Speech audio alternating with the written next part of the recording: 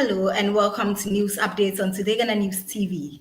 We are live on the satellite via Twitch for our viewers in Eastern European countries and also on Facebook, YouTube, and Instagram at Today Ghana News TV. We are also on anchor.fm/podcast at Today Ghana News TV. Now the headlines. You have a right to refuse an invitation to a police station, but refusing to be arrested is not a right. John Mahama visits Greater Accra House of Chiefs. We have these and other stories coming your way. My name is Edna Sabonya. The news is sponsored by Agbozuhaba Clinic and the Links Cosmetology Training Institute.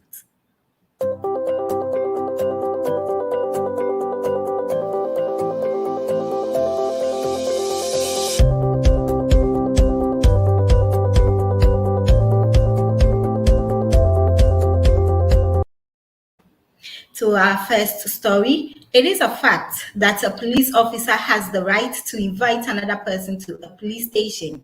It is also a fact, however, that the individual can decline or refuse to honor the invitation by the police officer.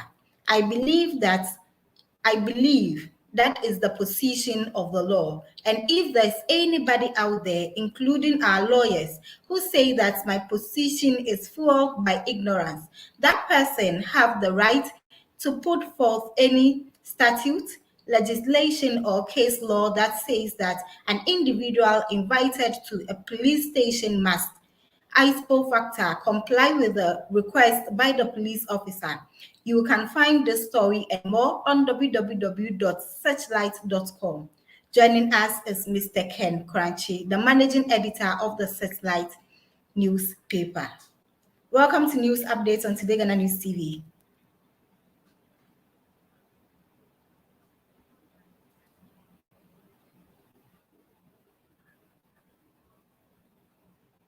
Okay, moving on, we will be speaking.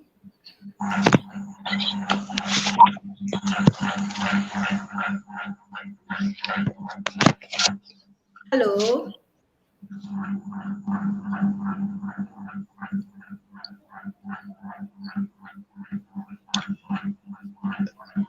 Hello. Welcome, Mr. Ken. Good evening. Good evening.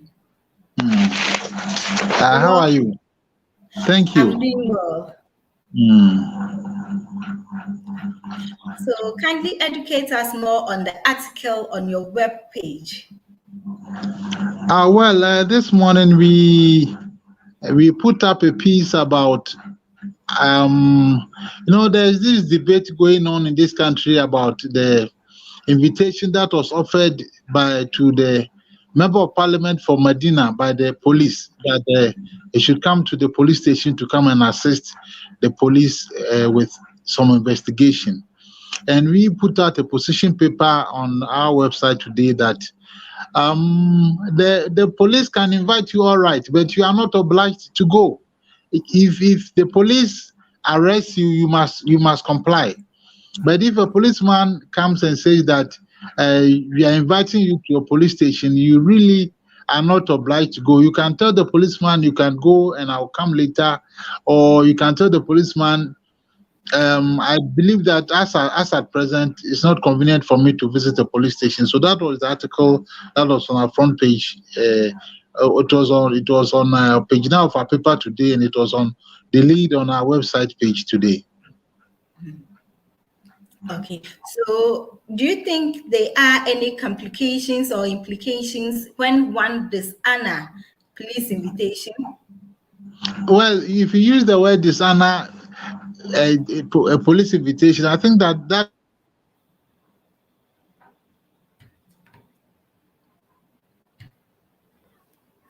bundle of rights. When you are dealing with anybody, there are rights that when you are dealing with any system or with anybody, there are rights that come up, what the person can do and what you can also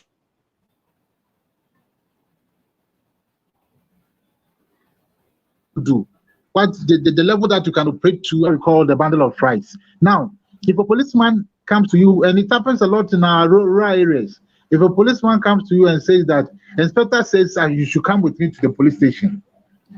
What we are saying and what is the position of the law, and you can ask any lawyer, what is the position of the law is that you can tell the policeman, now is not a convenient time for me to come to the police station.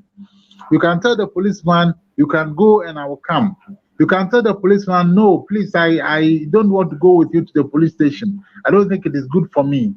But if the policeman comes and says that, look, you are under arrest, and we are arresting you for assault, for larceny, for stealing, for armed robbery, you must comply.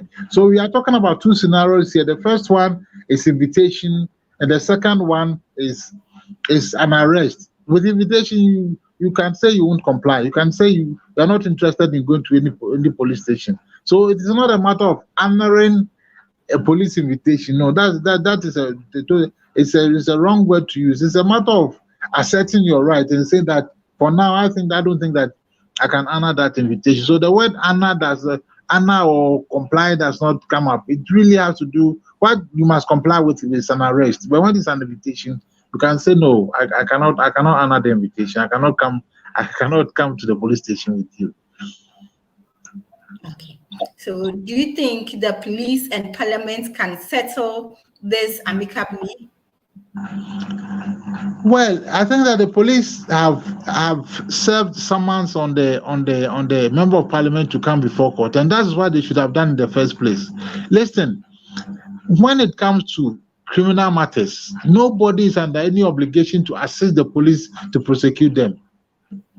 If the police wants information, and that information is with me, and I believe that if I release that information, it can use to criminal processes being filed against me, I have every right to say that I will not release that information. Because if I release the information to the police, it can be used in the prosecution against me. It can be used to prosecute me and put me in prison. So the law says that I can withhold that information from the police. Now you are inviting this gentleman to come to the police station. The reason for the invitation is that you have seen the tape on social media, which tape suggests that you could have been inciting people. So if you invite him to the police station, what really is your object? You want to speak to him and for him to either confess or give information that yes, he was involved in inciting people, which information can lead to him being imprisoned. So he has every right to say that no, I cannot come to the police station. You see, so even before he got to invoking the parliamentary privilege, which is what he did, even the layman can say that, look, this information that is with me, if I give that information to you, it has the potential of criminalizing me. So I will not give that information to you. I will not willingly give myself over to you for you to imprison me. No. So that is the position of the law, and I'm sure now the police have realized their mistake. They'd rather serve them with a criminal summons to appear before court. And even not even a court of law can compel you to speak when you don't want to speak. It is clear in the Constitution. A court of law cannot compel a person to give evidence if the person does not want to give evidence. So I think that now that they've taken the right decision to serve with a criminal summons, we hope that this debate would come to an end. But really, the problem is that in this country, particularly if you go to the rural areas, you'll be in your home and then the policeman will come. Inspector says, I should come with you.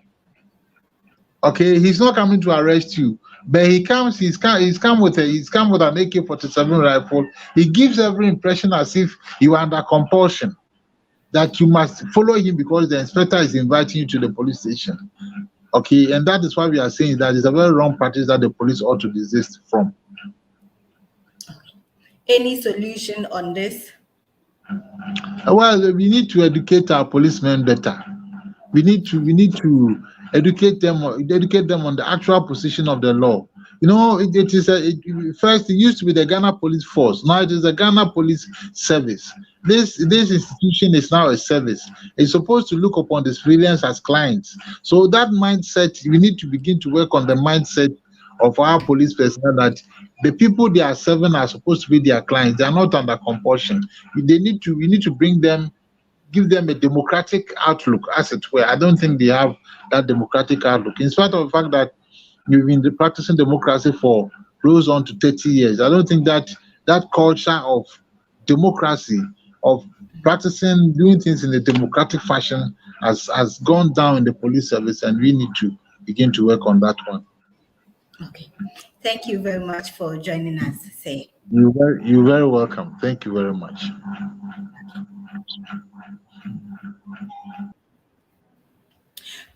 Moving on, we will be speaking to Mr. Ivas Dako about his article on Ghana's economy in recession in the last 38 years and still highly vulnerable. Welcome to News Updates, and thank you for joining us.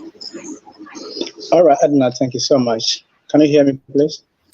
I can hear you. Thank you, everyone, and hello to your listeners. And let me say a big thank you to Brother Seth for making this possible. Okay. Can you explain the importance of your article? All right, thank you once again. Yeah. You know, when it comes to the finances of every country, it's very paramount to development of the country.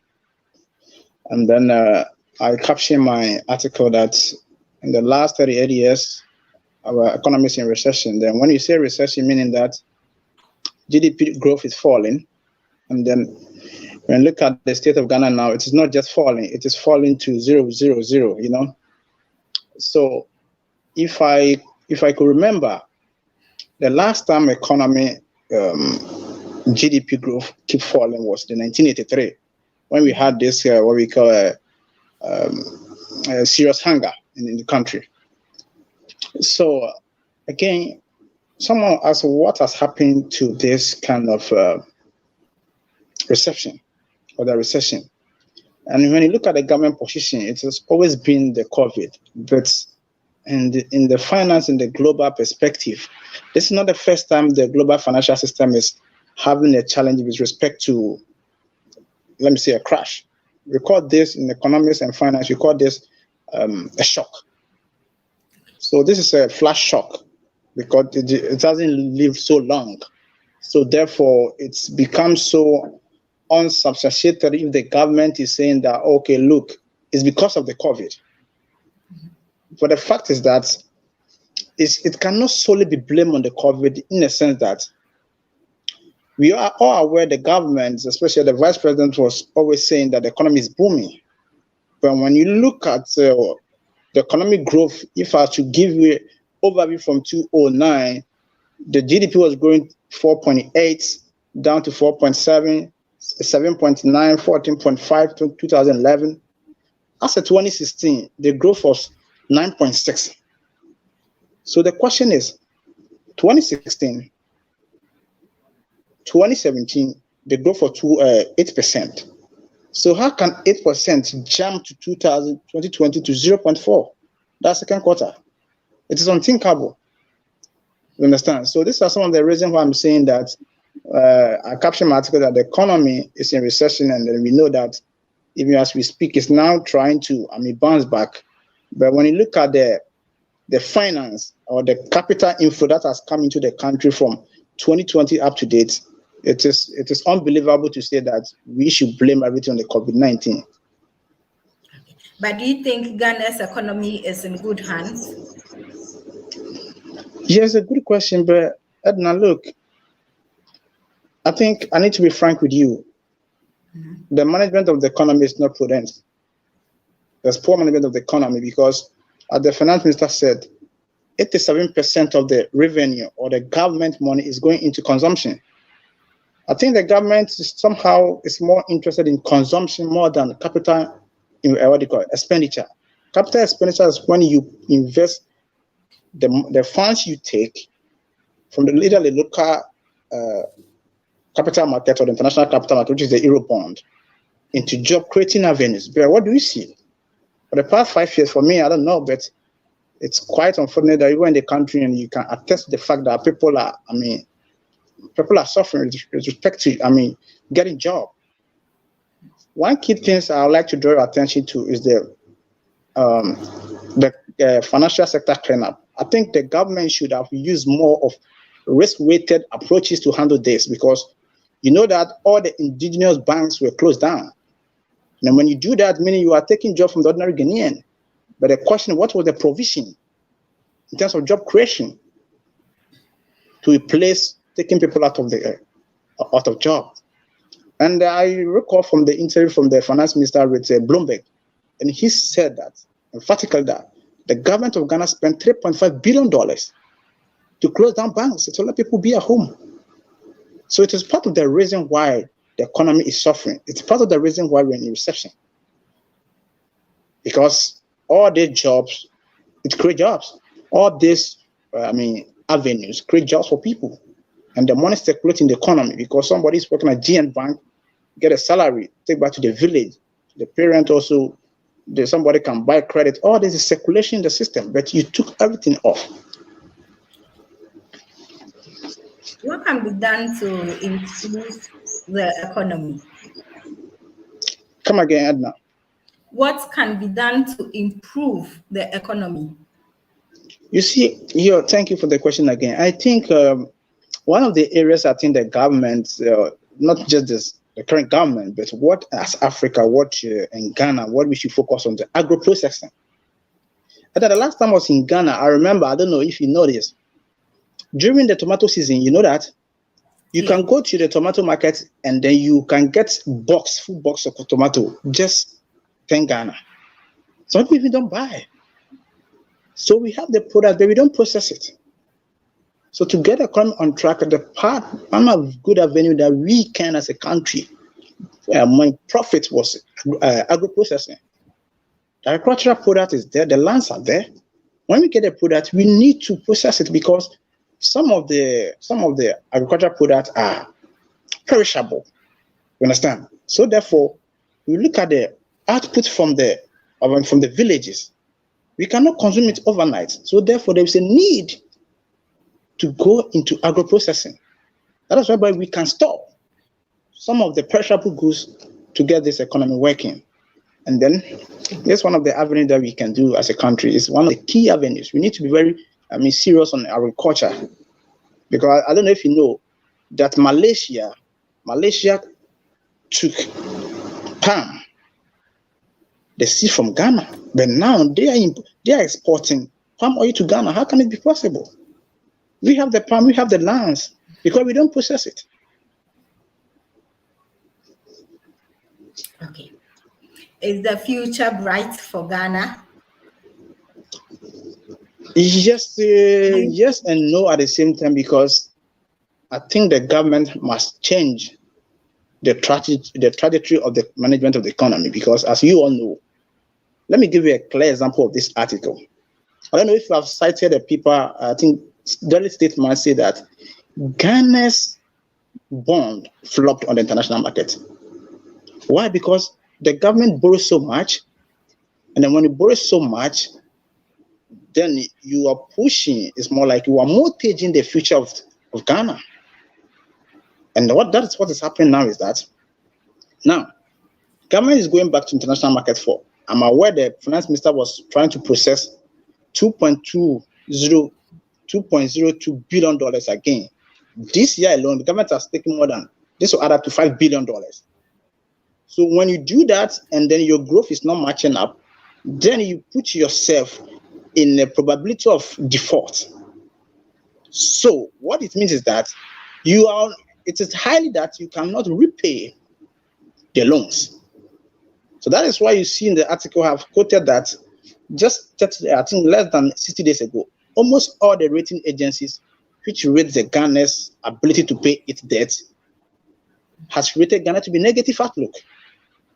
So therefore, yes, some way, unless the government, I will call it smart investment. The monies you borrow, you invest them to job creating event. That will stimulate the economy.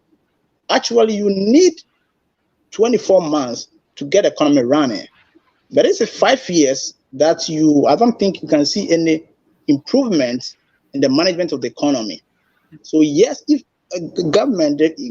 Ghana can have a future, a good outlook, if government change the trajectory. But if just spending without investing, then I'm sure we'll be here in the next 5 years to talk about the same issue about Ghana, because as we speak, the borrowing is getting out of hand, I can tell you.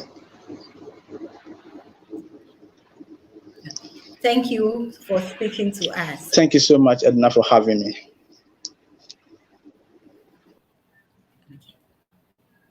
That was Mr. Evans Darko. Moving forward, former President of Ghana, His Excellency John Dramani Mahama, said debt is overwhelming the country because the NPP government, led by President Nana Akufo-Addo, has been on a spending or borrowing spree with nothing to show for it. The former president made this known in an address to the Greater Accra Regional House of Chiefs on his first day of his thank you tour in the region. The former president said Ghana is almost into 80% debt to GDP because of mismanagement. This government has been on a spending spree, borrowing spree. Today, debt is overwhelming us. We've never been in debt to this extent ever before in our lives. Even at the time we went HIPIC, our debt to GDP was not almost 80%. Today, we are almost 80% of debt to GDP, even with a rebased economy. And so the economy has been run into a ditch. And I know that in a few days' time, they would read the budget. And it's the intention of this government to increase taxes and increase, tariffs on electricity and water and all that. How much more hardship can the people of Ghana take? And so we, as the NDC, will play our part to give voice to the voiceless and to let the people in authority know what the people of Ghana are going through. And so we shall play our role properly as the opposition in this country. But in all this hardship, we cannot forget that there is a growing poverty in coastal communities in this country. And it comes all the way from Aflao to Axim, because the traditional occupations of our people have been affected. If it is fishing, today if you go to all the coastal communities, including our coastal communities here in Greater Accra, the fishermen go and come back with nothing because there's overfishing by commercial trawlers in the sea. In our time, we equipped the Navy with boats so that they could patrol the 20 nautical miles and prevent the commercial trawlers from fishing within that place. Today, many of the Navy's boats are broken down, and those that are working, they can't buy fuel to put in them to go and patrol. And so sometimes you are standing, you see fishing trawlers within the coastal boundary where they are not supposed to fish. And that is affecting the fortunes of our local fishermen. Your own daughter, Sharia Iti, was the Minister of Fishing and Aquaculture. And she did a lot to help the coastal community. She gave them outboard motors. She helped the women with smokers, la chandade, and all those things to be able to carry on their work. Today, a lot of that does not happen. We made sure that the premix petrol went to the fisher folk themselves. Today, the fisher folk themselves cannot get the premix because the premix goes to some party people who put their profit on top and sell it to them. So things are not going well at all. And the indigenous people of the capital region are suffering the hazards of hosting the capital. There are issues of land being appropriated because not everybody was a fisherman. There were some who were farmers. Today, all lands that were farms have been converted into real estate and properties. And so those who were farmers cannot farm anymore. They too are not fishermen, they can't go and fish. And so you have to find some work to be able to get monetary compensation. And that is affecting our people. This government. Okay. Up next is entertainment news with Sylvia Happy Annan.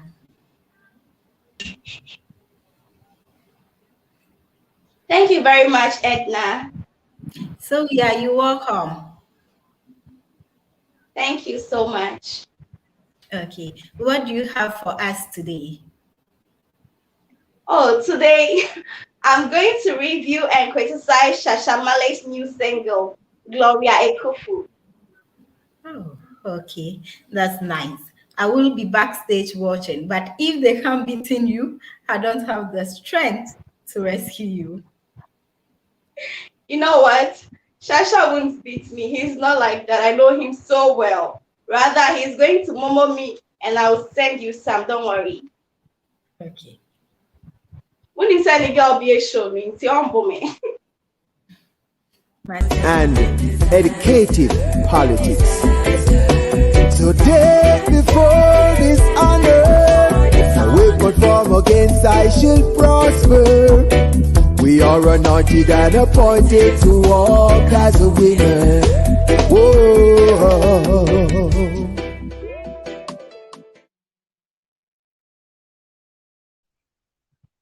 Welcome back, lovely viewers.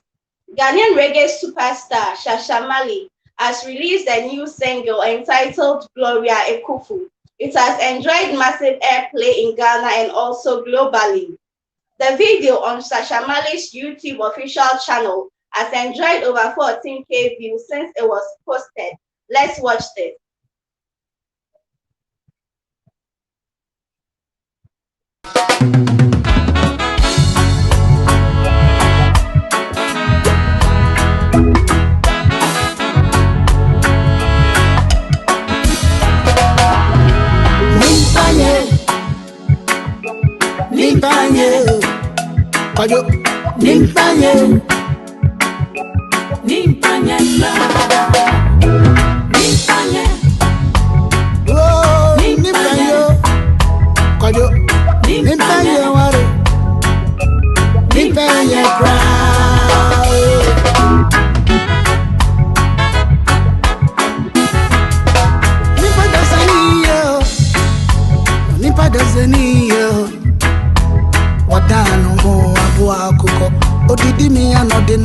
Perform at the yard and walk by you. You to need you like no kind of some say. Depend you. Asam okay, and the way you again. Namikia Rubish, you me power. Mikia Rubish.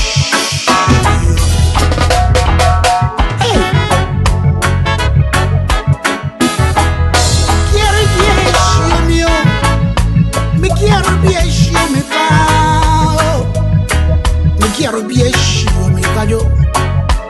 Quiero be a shoe, me power. Me quiero be a shoe. Nimpañe.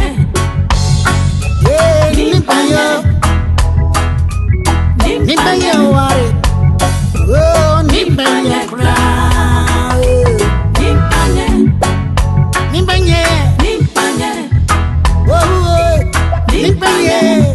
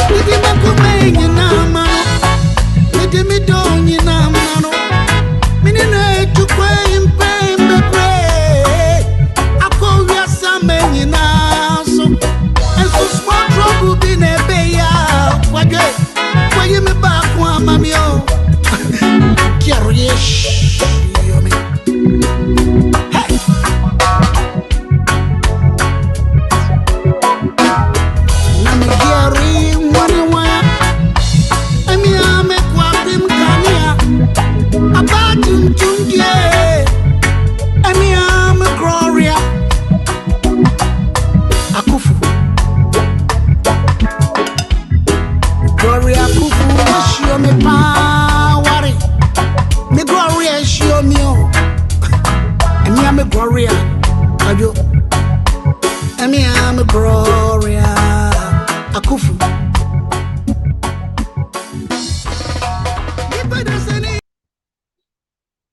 Wow, this is a very beautiful song from Shasha Marley. And due to its originality, I'm going to give this 100%. So personally, I would say that the video is very fantastic. I really love this song. And the lyrics composition, it's first class, and this is a masterpiece. This is to world-class standards. And also, the message in the song is very strong. It says, "Onipanye, nipaye bad."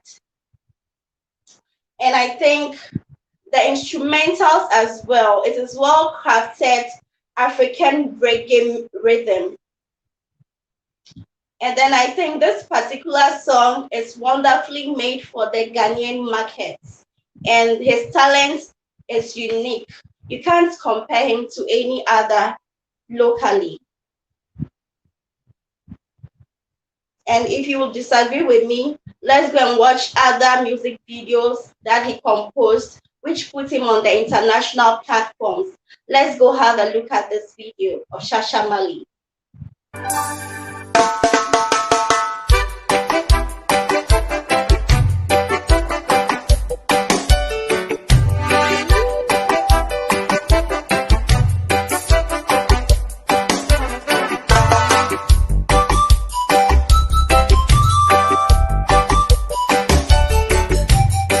I'm not ashamed of the gospel of Jah.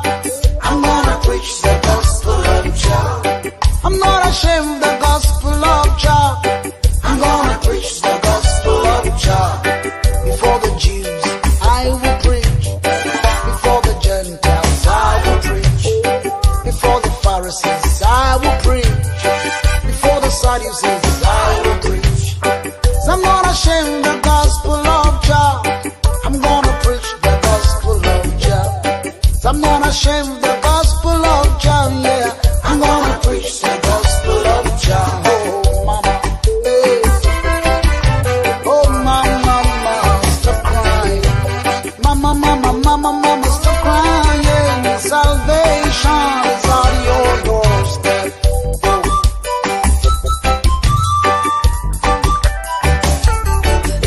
For Jah so loved this world now, He gave His only begotten Son, that whosoever will believeth in Him should not perish but live longer. Jah did not send His Son to come free, condemn this world, but through Him this world might be saved. Oh my children, hear me now.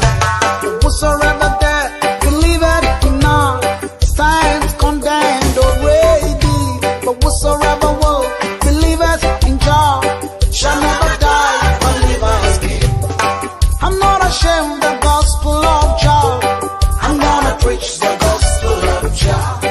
I'm not ashamed of the gospel of Jah. Lord. I'm gonna preach the gospel of Jah. In America, I will preach. In Africa, I will preach. Down, down, down, down in India. Down, down, down, down in the Chinese land. Okay, again, you saw that.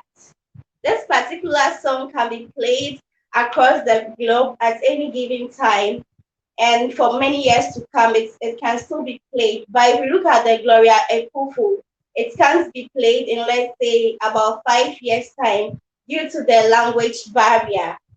Don't forget, Kojo Entry was doing so well internationally with his Mr. Music Man. But when he did the bombing Commode, he dropped to become a local musician. I'm not sure Shasha Marley is going to agree with me on this, but let's watch an interview he did with Joyce Ohiniwa Kwapong on the Empowerment Hour show. Let's take a look at it. That we have a lot of Ghanaian musicians who have not been able to reach that international stage. What do you think could be some of the issues? What do you think they can do? We have a lot of them that of late we hear that sometimes there's this musical theft and a whole lot of issues like this. We also hear that people say they speak a lot of the Tree or local language, hence they are not able to reach that international pedestal. What is your take on that? Music has no language barrier. Okay. You know, if your music should cross the oceans, it must be good music. Okay. It must be good music. We have so many musicians coming out of Africa, from Guinea, Senegal, from the Gambia, they're singing in local dialect, but they're doing so well internationally. We must just play good music. So But what do one you thing think is, they are doing right? yeah, well, you see, one thing is, when the music is good, Mm-hmm. and this time of the social media era is gonna go. Okay. But you see, you cannot become a superstar overnight. Yes. One has to go through a lot of processes Mm-hmm. to be a superstar. Before one could be a superstar, one should acquire a lot of knowledge. Like I said, you go to school, know your mathematics, then you can be able to be a star. You know what I mean? Mm-hmm. When you play the music and the music carries no intelligent message that would touch the hearts of the people, the music doesn't go anywhere. The quality of the sound also is the fact, is the factor that we must also consider. Because when the music is good, it must also come with the good sound quality. To be able to have that international appeal. Okay. Yeah. A follow-up question, please. Would you say that the lack of financial sound music producers in Ghana? Okay, so Shasha Marley answered my question on this interview. But not long ago, we were all dancing to Jerusalem, a song from South Africa, from Freddie Mercury's songs. But now we do not do that again. Shasha Marley, you are the only musician at the moment we are competing with on the global stage. We want you to keep up your pedigree on the international market as a musician. Gloria Akuffo has enjoyed airplay in so many countries. Keep on doing your songs for the international market. Ghanaians love you and your voice. The song of the moment is Gloria Akuffo. Enjoy.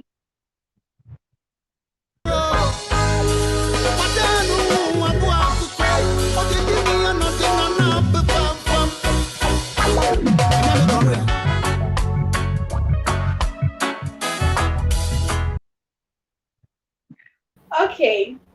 Thank you, lovely viewers, for making time with us today. I'm handing you back to Edna. Madam you, Edna, did you Sylvia. enjoy today's program? Sure, I did. Thank you for your analysis. But before you go, Shasha Marley have a message for you. Let's watch. Version of it. Okay. Enemies are not Jah. Wow. Enemies are not Jah. My enemies are not Jah. They can't pull me down. They can't bring thy low. Cause I'm an African dreadlocks man. I'm an African lion conqueror. Mewo. Yay. Mewo. Wow. Blessed, blessed. I love that. Okay. All right. Okay, so that is it for tonight. But before I go, I would like to read some of the Facebook comments. Okay, from Justin Bin Ni, watching you live from Qatar, Doha. One love, keep the fire up. Thank you, Justin. Eunice Ashon, nice song. Thank you. Wise, the researcher is making a point, but Nanado won't take it. VIS Ghana. The fact is that there is no economy in Ghana. Everything is under foreign control and influence. Ghana is a failed state. From Patience Darko, Mike Ken Crunchy, I love you, analysis. Okay. Wafasami, watching live from Cape Coast. Thank you, Wafasami. From Champion Page, watching from France. Thank you. Okay, so that is it for tonight. My name is Edna Sabonya, and you can follow us subscribe to our channels on Facebook, YouTube, and Instagram at Today Ghana News TV. Thanks to our sponsors, Agozo Herbal Clinic and the Links Cosmetology Training Institute.